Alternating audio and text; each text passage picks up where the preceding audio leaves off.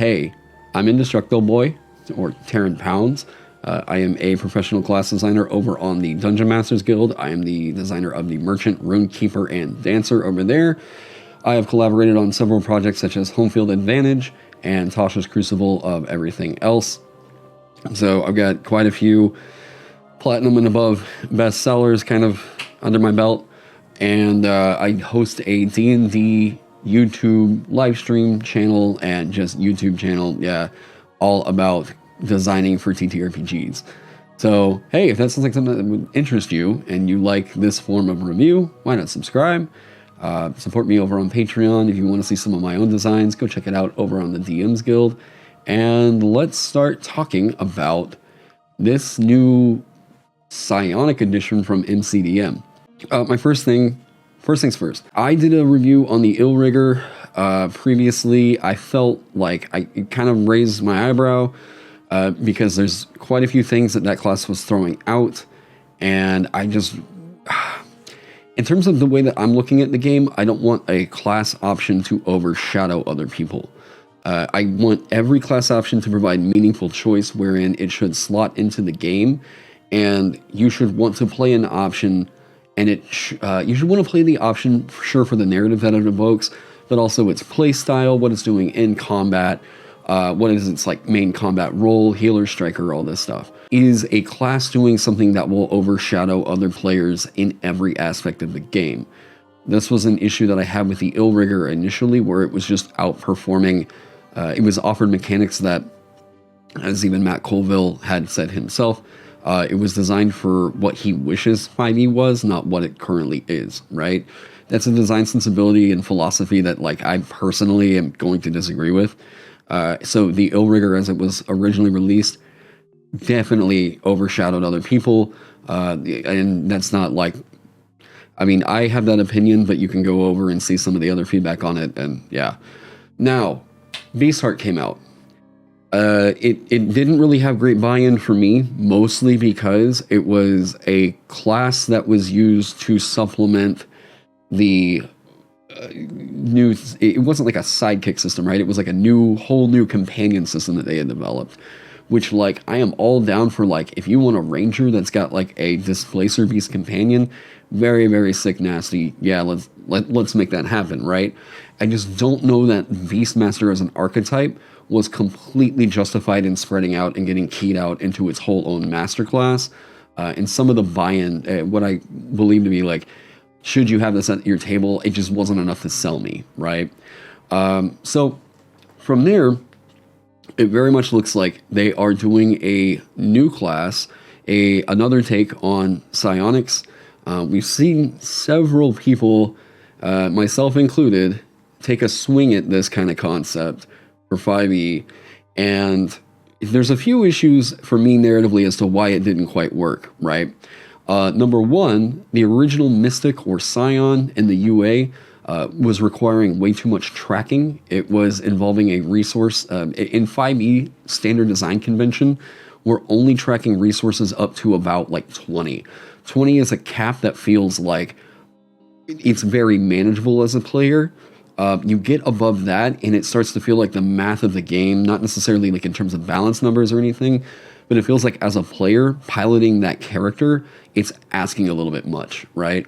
5e we know is a very streamlined game. So for something to involve upwards of like 70 plus like psionic points or whatever it was, it just didn't have the right 5e feel, right? So from there have been other attempts at Scions. I even did my own like take on a Mystic. This is a while back. And I even thought about doing a new version of it with like Dan Felder from, well, now Riot Games. But we both wound up getting a little too busy and had to put it on the back burner. So up to this point, I know that there's been a couple other kind of, I guess, more popular takes on it. I know that Dungeon Coach did a version. I know that Kibbles Tasty has done a version over it that's over on Reddit. I believe that one's open to the public. And I do know that WebDM also has a version of a Scion that's supposed to be coming out in one of their supplements. This is also another reason why I kind of felt like I wanted to move away from the Scion in the design. I just sort of felt like, you know what, there's going to be 80 different interpretations of it out there. it wasn't really space that I felt like so focused on taking up, right? So I just decided to, Kibbles is on his Reddit and his website. Okay, cool. So it was just space that I just felt like, you know what? It's not incredibly important to me to get this one in there right now. I moved on to some other stuff, right? So I'm interested to see, because I did do a little preliminary skim of this thing before like bringing it up over here. It sounds like they're hitting the right narrative beats of my issue I had with all the other attempts at a Scion, right? Or a Psionic character option or whatever. Number one, my big issue, if I'm going to say like, why have we not had a Scion so far in D&D 5e? I think the number one reason I can point to is mostly, or why has it not been satisfying, right? Why have I personally not really liked a lot of the approaches? I hate the name. I hate the name the Scion. The Scion evokes immediately, it feels like it dates your campaign setting forward. It makes it immediately feel like there's a futuristic element of it that, like, the classic kind of fantasy, sword and board fantasy that D&D is intended to evoke, it just feels like an odd mix in the middle of it, right? And this is another buy-in issue, and that feel is important, all right? We want to be designing for the expected fantasy of what's going on with this game, and then if you do, like, campaign setting specific stuff, you know, yeah. Scion is a classic name, and old school players like me expect that. I mean, you could say that, but like the popular convention, at least like, if I was to go walk down the street and ask somebody what a Scion was, I feel like out of 10 people I would ask, maybe 3 would give me like the intended answer. However, if I went over and asked them what a psychic was, I feel like everybody would know. So that's what I mean by the buy-in, right? I don't think that the name on the can, or the name on the 10 is quite communicating exactly what the class is, you know, supposed to be to everybody, right? However, if I'm like, what's a psychic? Carry? I mean, you know, everybody's got their own different, you know, version of it, right? I think most famously right now is, you know, 11 from Stranger Things. What I'm saying is that the average Joe you meet on the street probably doesn't, you know, immediately know what comes to mind. If I tell you what if I ask you what a barbarian is, most people are going to know, bam, that's what that's intended to do, right? What's a wizard? Whatever. So, let's take a look, just the starting rundown. They give you a big block of narrative text before getting into the class. So, I think the class starts on page, page 8. The talent is the name that they're going with. I'm okay with it, but I do think that whenever I first saw that, I was thinking more of like maybe a skill monkey or like savant a la like Laser Llama's savant or like Benjamin Huffman's scholar, not specifically like a psionic kind of character option. You know, I do think that like the classic fantasy expectation is probably psychic. And I think that it's okay to use that term to describe what this class is. But yeah, so characters with extraordinary mental powers not derived from prayer or magic feature in many of our favorite stories. 11 from Stranger Things, Professor X or Jean Grey from the X-Men, many of Stephen King stories like Dead Zone or Firestarter feature pyrokinetics or telekinetics. One common blanket term for this phenomenon is psionics. In this product, we reimagine that psionic archetype in the context of a high fantasy world. We assume, and the campaign you play in may have different assumptions, that psionics are by definition rare.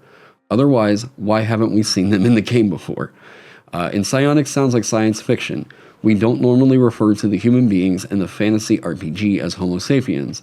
So we imagine the people in our fantasy world would use more natural phrases to describe this phenomenon, which they don't really understand.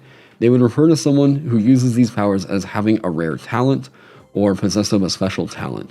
Over time, they start calling someone who uses these powers a talent. And something that started as a vague and broad description of a mysterious power becomes the actual name for it.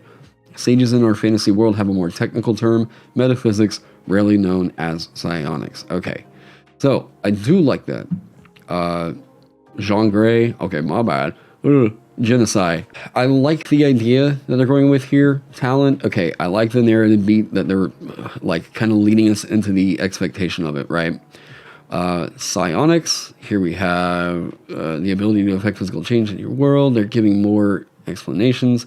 Core mechanic, the basic premise of the talent is that as long as you can stand the strain, you can keep manifesting powers. Talents don't use spell slots. Theoretically, you could manifest powers all day if you're very, very lucky. Manifesting a power is as simple as rolling a die. The more effective the power, the higher you need to roll. As long as you keep rolling high, you can keep manifesting. Rolling low means that you manifest your powers but also accumulate strain. At first, this is a little more than a nuisance, but eventually strain has serious ramifications. In fact, enough strain can kill a talent. It's up to you to decide how desperate is the situation. How badly do you need to succeed? How much are you willing to sacrifice to save your friends or the world? The power is in your hands. Okay? What is a power? A power is a specific psionic talent, or psionic, effect created by energy drawn out of the manifestor's body.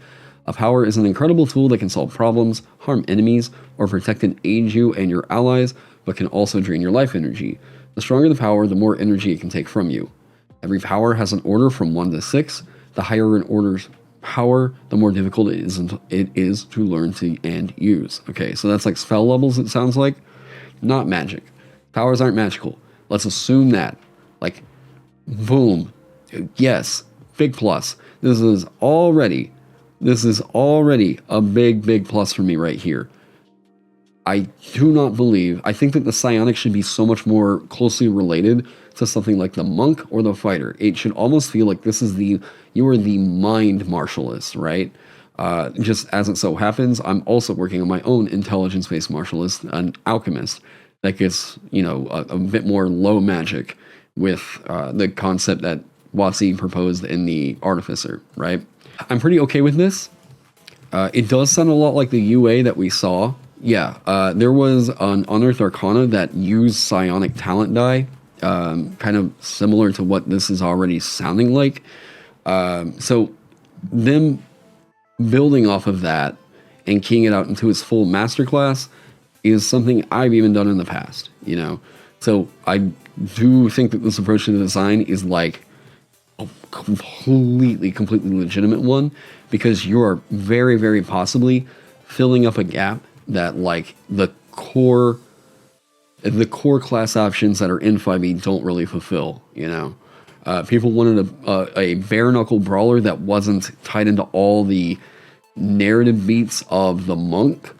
So Benjamin Huffman made his pugilist with something of a reskin of the monk, and I mean, he is where he is today, So this is a legitimate way to go about with the design work, taking something that's like maybe only represented by a subclass and then building it out into its whole unique thing.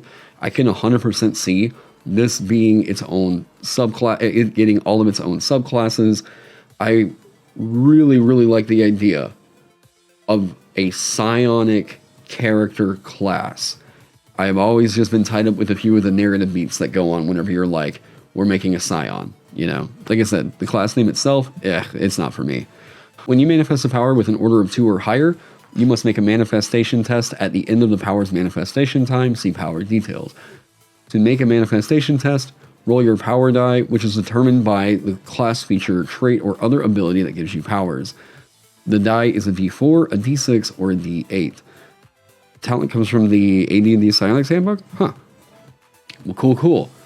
If the roll is greater than the power's order, you manifest the power. So, otherwise, if the roll is equal to, you manifest the power, then, okay. If the roll is lower, ooh. If the roll is greater than the power's order, you manifest the power. If the roll is equal to the power's manifestation score, you manifest the power, then gain 1 strain. If the roll is lower than the power's manifestation score, you manifest the power, then gain strain equal to the power's order. So, what is strain? Maximum strain, okay. The maximum amount of strain you gain from manifesting a power would cause you to exceed your strain maximum. You can choose to either manifest the power, then die, or not manifest the power, gain no strain, drop to 0 hit points, and then begin dying. Okay. Strain. Manifesting psionic powers consumes energy and puts stress on the mind and body.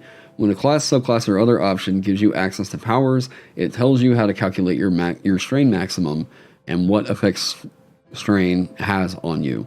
Reducing strain.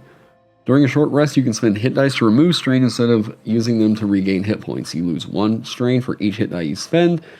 When you finish a long rest, your strain is reduced to 0. Okay, good. If your total strain exceeds your strain maximum, you die.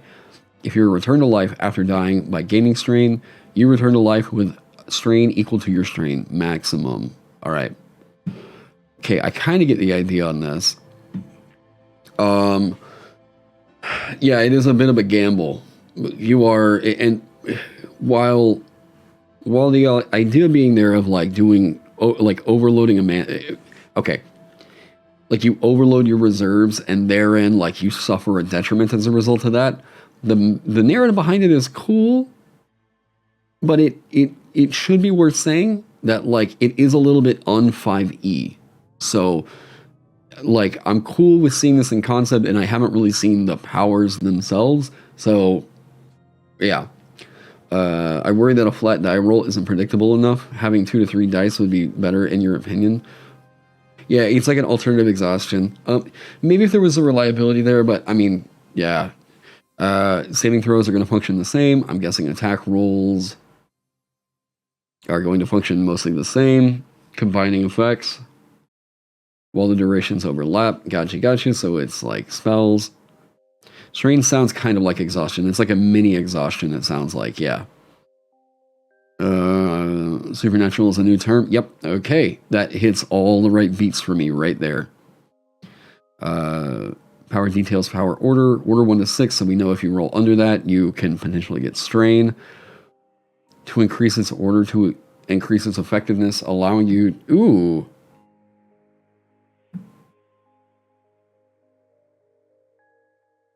Yeah, so you are taking on...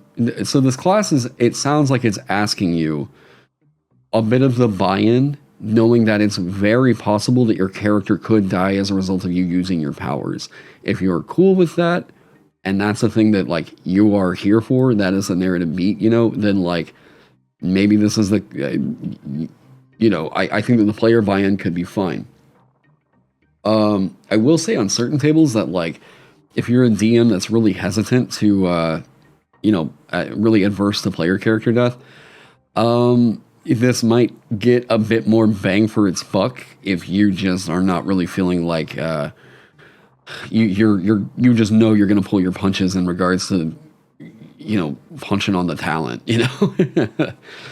Power specialty, every power. So these are like the spell schools: chronopathy, metamorphy, pyrokinesis, resopathy, telekinesis, and telepathy.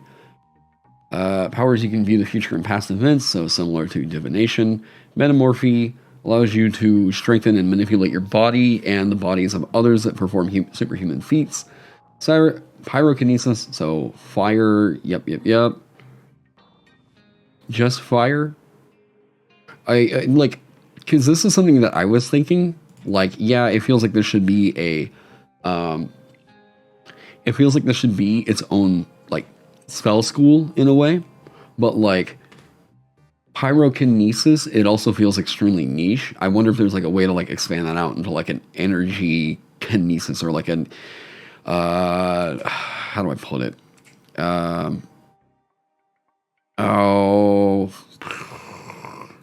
It's like, rather than just unleashing fire, you can also unleash other, like, elemental energy or whatever.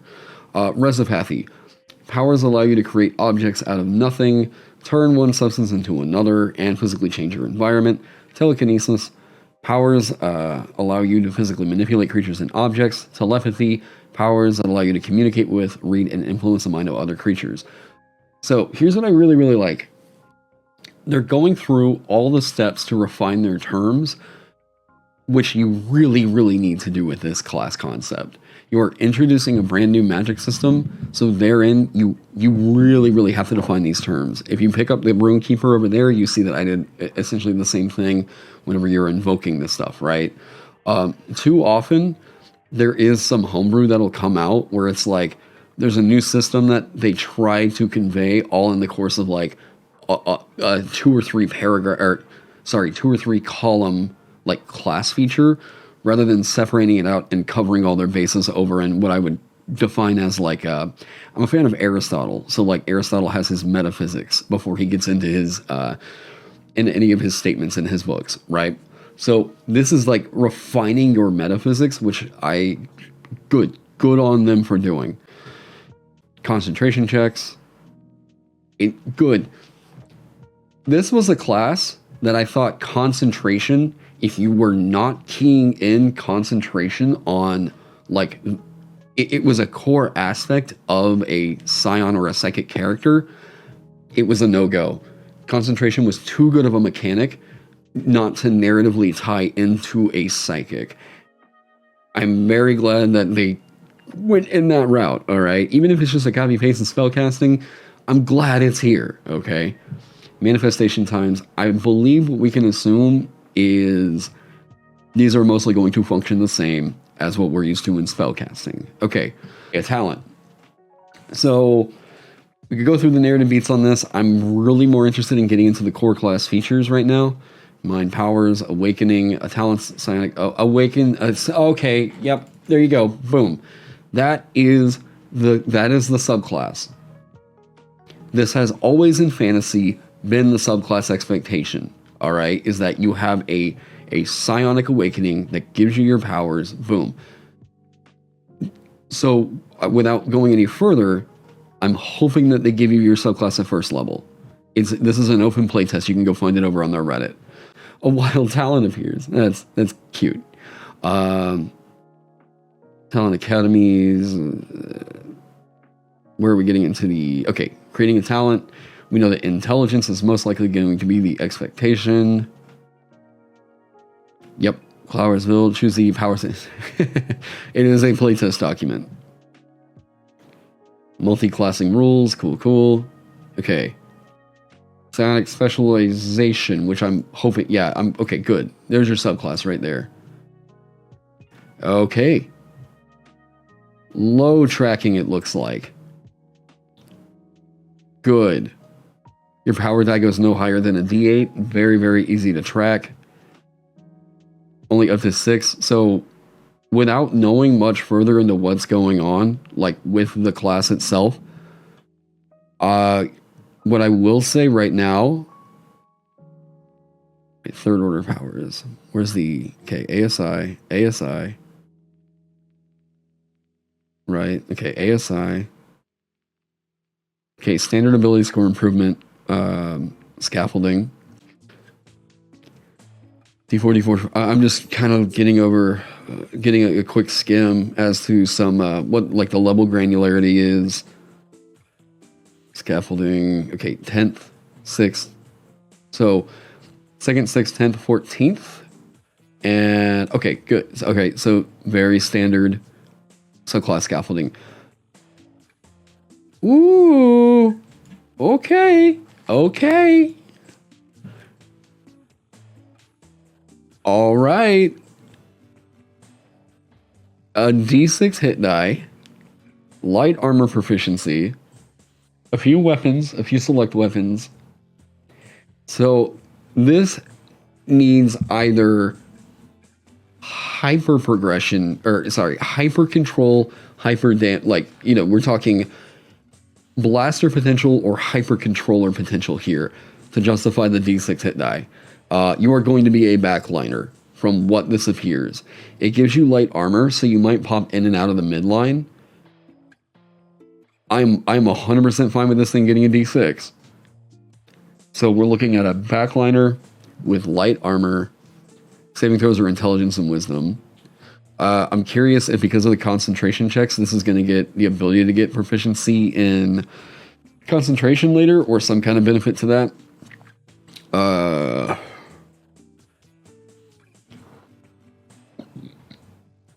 The intelligence check measures your ability to recall lore about. Oh, it's a psionic skill. Okay, so there's a new buy-in for a skill here. Yeah, I guess since it's non-magical, you can't really, like, you can just say, you know what, it's not arcane. You know, this is its own unique thing. I'm cool with that. Sphere or light crossbow, 20 volts. Scholar's pack or an explorer's pack. Leather armor and 2 daggers. Very reserved in the equipment. Very reserved in the equipment. Okay. Psionic powers. With your psionic powers awakened, you can manifest powers through sheer force of will.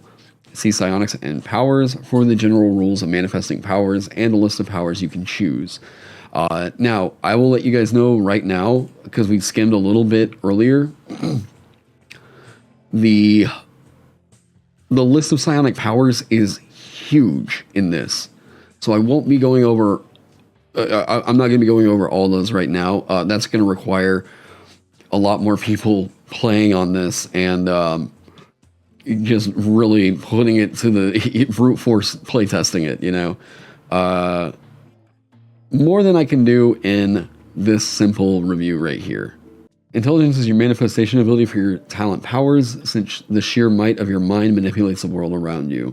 You use intelligence whenever a power refers to your manifestation ability. In addition, you can use your intelligence modifier when setting the saving throw DC for a talent power you manifest and when making an attack roll with one. All the basic stuff like we're used to seeing. Power die. At first level, your power die is a D4. The die changes as you gain talent levels as shown in the power die column of the talent table from a D4 all the way up to a D8. When does that power spike happen? And then 14th, okay. Without knowing much about the system itself, I'm going to assume...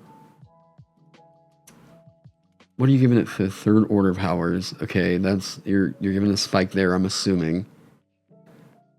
8th is an odd spot to get a power spike here. You would almost kind of think that may be a thing coming on at 9th level, but that's without knowing what these 4th order powers and all this stuff are.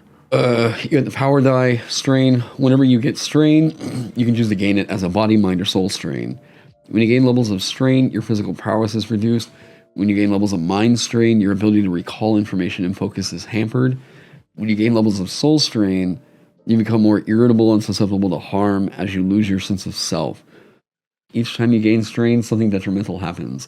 Some of these effects have narrative consequences, and some have mechanical impact. Whenever you gain strain, choose which type of strain it is. For instance, if you gain 3 strain, you can gain all 3 as body, mind, or soul strain. You can gain 2 in one type of strain and 1 in another, and you can gain 1 in... Okay. When a track gains strain, you suffer the effect shown in the talent strain table. You suffer the effects of your current strain as well as all lower values of strain on the track. For example, if your body track has 1 strain, your nose starts to bleed. Cute. Alright. You have a bloody nose and disadvantage on strength and dexterity checks. If all tracks have their maximum strain and you gain more strain, you die from the exertion.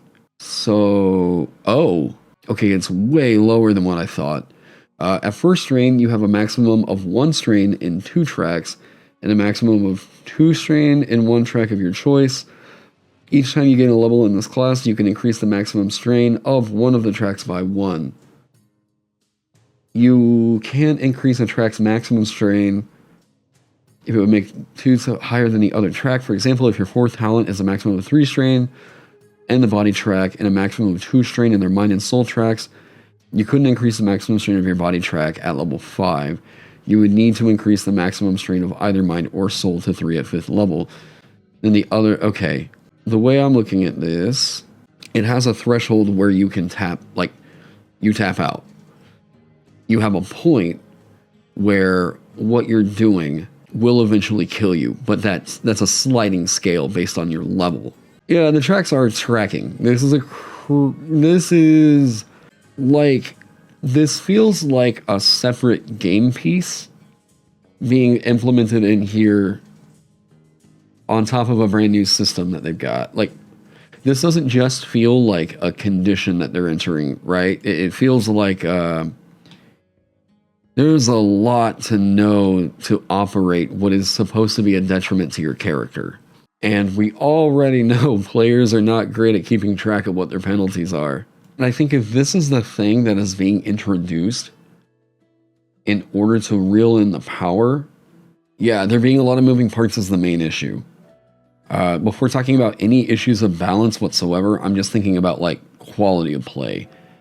And the moment that we introduce all this new tracking that's happening with a brand new system, this is hurting my buy-in. Yeah, a strain sheet plus presumably a psionic power sheet to shuffle at the table. So yeah, I mean, you could get a new sheet and track this stuff. I totally get that. This might really appeal to certain people. They want this narrative, and but like, it doubles as a class resource, so you don't have to keep track of that. It's like the opposite of a spell slot in a way. It's like I use this thing and now I accumulate this thing. And then if I accumulate too much of it, I die. Which, like, I get it. I don't even think it's that they wanted more complexity. I think that you can reduce this down. Especially because, like, yeah, these are all nothing. It's all flavor, right? They're not actual detriments. Suddenly now we get a detriment that happens, right? Something with mechanical weight. Oh god, you become vulnerable to necrotic damage. Your speed gets halved, not so bad on a backliner. Disadvantage on intelligence saving throws, disadvantage on charisma saving throws. Fine. This is not a detriment right here. This is not a detriment right here. Disadvantage on dex, disadvantage on wisdom. There we go. Lose proficiency in all saving throws in which you're proficient. Disadvantage on death saving throws. I don't think this is necessary. I think strain could potentially just be like, let's make it like, let me just propose something here. Make it an echo of exhaustion, right? This is, I can feel like, it's sliders happening here, right? They fell for the idea that psionic fans want more complexity. I don't even think that's really the case. I think that this is just like, they had an idea to evoke the narrative of what this is supposed to be, right? Now, I think that it does do the thing it was intended to do of evoking that narrative, but consideration for the play experience here, I got a feeling that the playtest feedback they're going to get back on this is mostly going to be, we either kind of chose to ignore this or we went with exhaustion instead. It's just like, yeah. During the internal playtesting, other player characters wanted a way to help out a talent burden with strain. There are several ways other characters can help a talent reduce strain or its detrimental effects. Magic or other resources that restore a talent's hit points also allow them to spend hit dice to recover strain instead of hit points during a short rest. Okay, that's fine. I like the idea. Spells like Enhance Ability or Expeditious Retreat can minimize or compensate the harmful effects of strain. Our tests found that most of the time the talent doesn't really require this help, but it's never not appreciated either. Okay. Yeah, I don't know that it's absolutely necessary. First order powers. Okay. For first order powers, you learn additional first order powers of your choice at higher levels, as shown in the first order powers column of the talent table. The orders seem to be the way that they are going to be doing their spell slot, like their spell levels. I mean, good on them for not going with levels. Good on them for not saying levels here, reduces down the confusion of the first player experience and yada, yada, yada. So you know 2 first level powers and then 2 second level powers. Oh, it's cantrips. All right. Cantrips and then powers known. Okay. So the learning new powers. Okay. Ooh. Okay.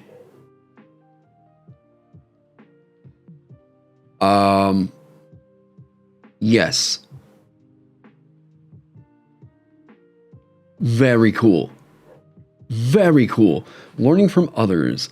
Whenever another creature you can see within 30 feet of you manifests a psionic power with an order of 2 or higher that you can learn, you can use a reaction to roll your power die. If you roll lower than the power's lowest order, you can't attempt to learn the power again until you complete a long rest. If you roll higher than the power's lowest order, you can begin to learn the power. The learning new powers table shows how long it takes you to learn a new power you have successfully observed. You must spend 1 hour doing nothing but practicing the power each day of the learning period, and you can't attempt to learn any other new powers during this time. If you fail to spend 1 hour each day learning the period, studying the power to begin a new power, you must successfully observe the power again to learn it. Okay, now, yeah, they gave him sharing, but it's very cool.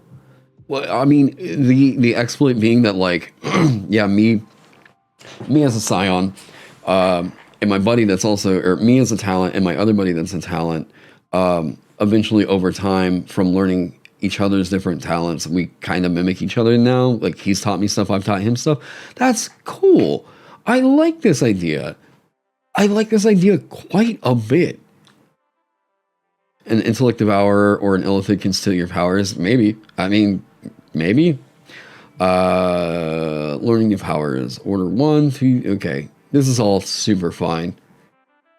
I like that quite a bit.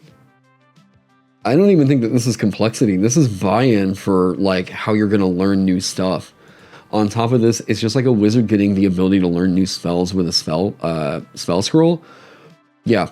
Now, you're going to have to go out and find a scion that also has other powers, and then you're going to have to observe them doing stuff, which is like, whatever. Like, there's some powers only monsters get. Oh, interesting. That is very cool. And you can learn them if you fight them. I like that kind of a design space. No, I wish they would keep it. That's cool. Ugh, that's sick. I like that quite a bit. Without really knowing, I mean, really delving into the psionic power die and all this other stuff, I like what this is doing right now. Interesting that this is a buy-in, because they hit a really good narrative beat with that. I 100% agree with that. Yeah, absolutely. Psionic specialization, you get to, okay. So you are specializing in either chronopathy, metamorphy, pyrokinesis, resopathy, telekinetic, or telepath. Alternatively, you can choose the maverick specialization. Okay. Okay, so a lesson that's been learned by Wizards of the Coast after releasing the Player's Handbook was what looked so damn cool was that for the wizard, you were specializing in a spell school. However, Wizards decided later on they wanted to add in more subclasses. This is why we have a weird hang-up with Wizard subclasses. They defined a really clear scaffolding in the Player's Handbook, and nowadays, anytime that they're trying to introduce a new wizard, it always feels like they have to get over this first hang-up of it's not tied into a spell school, right? So, you don't know if learning new powers from others is very in line with the psychic narrative at all? I mean, I think there's plenty of examples in fiction of psychic characters studying under a teacher or whatever. I feel like this is totally fair. Psionic exertion, options of your choice. After you roll damage for a power, you can gain strain equal to half the power's order. To take half the damage dice you would deal. I think it should say up to half round down. I'm just looking at some other stuff that might not be codified quite right. Also, what? Yeah, I'm gonna download this real quick because I want to take a look at it in. Yeah, there we go. 11. Okay, yeah, this will definitely get reduced down whenever they get it to layout. It's me. It's her. Who's that girl? It's you. There's a new psionic, like, psychic character concept that Matt Colville put out that I am taking a look at right now. Dynamic power. When you hit a medium or smaller creature with a power attack roll, they fail a saving throw to resist one of your power's effects. You can gain 2 strain to move the target 15 feet in any direction or knock them prone. There's... Oh, they have to fail the initial saving throw on top of the kicker. It almost feels like this should be a little bit more, like, restrained maybe to, like, telekinesis, maybe, but, you know, it's not a huge deal. Expanded power. Like, the one thing I would worry about here, I guess it is 2 strain. 3 strain. Man, they're not equivalent to exhaustion. And I get it, like they're coming up with a new detriment here. But that detriment is like, this is an easy trade, I feel like. Strain? It's like you take a mental, physical, or like spiritual strain on your body. Gotcha. So like while you're using psychic powers, your nose might start to bleed. Like L. Like L, right? Okay. Very clear. Yeah, strain is nice. There's just too many moving parts. I like the idea that they have behind it, but introducing a completely new condition that only one class will utilize. I mean, I guess if they're expanding it out to different subclasses, I get it, you know? But I feel like the ideal thing would be to just try and make it fit in nice with the current system. Introducing a brand new condition that you now have to track on top of everything else. If it's like, you know, spells are justified in having their own part in a character sheet. This thing is getting psionic powers that are a spell equivalent. So you're going to have the psionic powers as your own other sheet, right? But now I feel like you're going to have a new character sheet that also introduces strain. I would really, really encourage them at MCDM to, it is an equivalent of spell slots. Well, yeah, it's an equivalent of spell slots. Right, I got you. It is like the battery that you're using. It is the resource that you're using. I'm wondering, I mean, without double checking the math on it or anything like that, I'm wondering if the equivalence is the same. Because later on, there are certain, like, classes that don't really have to worry about taking on the strain. I guess I mean, realistically, these are supposed to be meta magic options, right? Is the trade-off of a sorcery point for a level of strain? It feels like that level of strain is actually, like, despite it not being really detrimental, it is accumulating towards detriments. And that's what I worry about. I mean, sorcerer can't overtap their sorcery points. Yeah, it's something I'd really worry about. Yeah, because it kind of sounds like at some point it's starting to do like heavy damage to yourself. Yeah. And then it's kind of like, well, what's the point if I have to hit point maximum half? Yeah, but it's the kind of thing that like I'm like speed halved? Okay, if I take blood vessels burst in your eyes? Well, but I mean, if I'm thinking about mechanical weight, this is nothing. Like that doesn't actually mean anything in D&D. This is just flavor. I guess I was just thinking in terms of like, it sounded to me like your hit points are going to start. Oh, they do eventually, but it's not for a while. Gotcha. Like, not for quite a while. Because if I'm looking at it 1, 2, 3, because I have to keep gaining levels in them pretty much equally. So 1, 2, 3, 4, 5, 6, 7, 8, 9, 10, 11, 12, 13, 14, 15, 16, 17, 18, 19, 20, 21, 22, 23, 24. Oh, God. Yeah, this is going to require you to, number one, track a thing, and number two, that thing that you're tracking is causing a detriment to you. So, like, some players might be super into playing that as authentically as they can. Sure. But I just know from, like, conventional play and what I've seen players do, if they have things like sunlight sensitivity or, I don't know, Berserker Barbarians taking a level of exhaustion, more often than not, I find that players are just forgetting to track that stuff. And I don't even think that that's a problem on them. It's just that that's not stuff that's interesting to track for a player. Right. Right? So, like... And if they do, me personally, I shy away from using it because I don't want that to happen. Right. Like, that's why whenever I played, oh my gosh, is it Beastmaster Ranger? Yeah. I got nervous to throw my wolf in there because I didn't want the wolf to die. Right. Even though that's what they're for. I mean, not to die, but you know what I mean. Go, meat shield! But you know what I mean. Yeah. Okay. I'm going to skim these real quick because I also need to be getting off of here and getting ready for a lesson I'm teaching here in a bit. Oh, nice. But I'm just kind of skimming to see. Target is charmed by you. The creature has a challenge rating You gain no strain. Okay. Really, do you... Being able to charm any creature with a challenge rating is... Okay. Or level equal to or lower than your talent level. I'm not finding something that jumps out that I'm like, oh my god, what? I mean, it is a creature, so you do have to measure that against something like Charm Monster. Wow, to restrain it until the start of your next turn?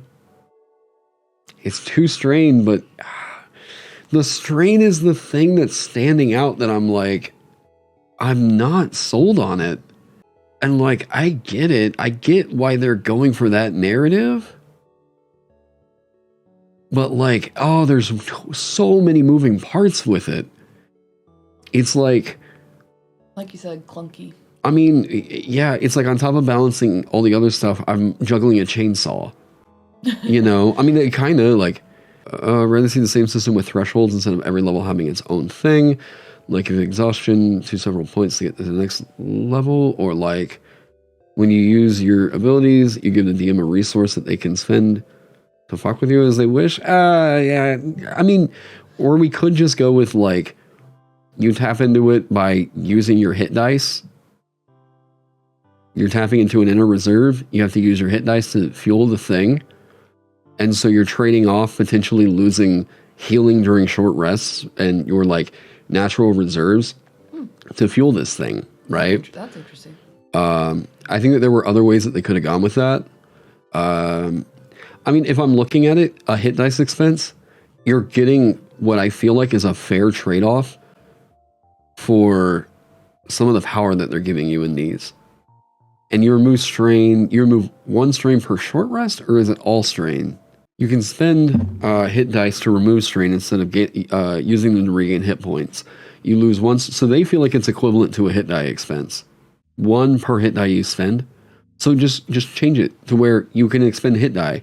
And if you're out of hit die and you want to do that and you want to get the same narrative across, here you go, MCDM, I'll throw you this one right here.